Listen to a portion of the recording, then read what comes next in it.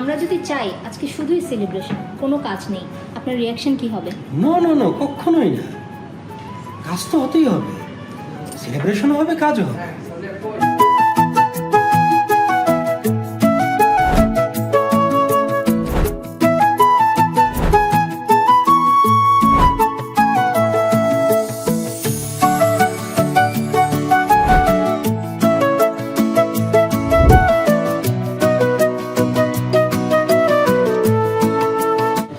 High Enamul ভাই, ফাল্গুন নিয়ে আপনার কোনো মাথা ব্যথা নাই কেন?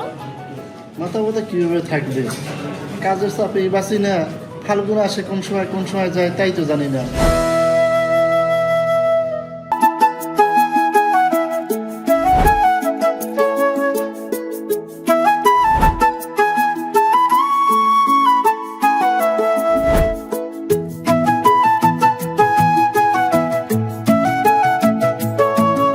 বিয়ের আগের বসন্ত আর পরের বসন্ত পার্থক্য কি?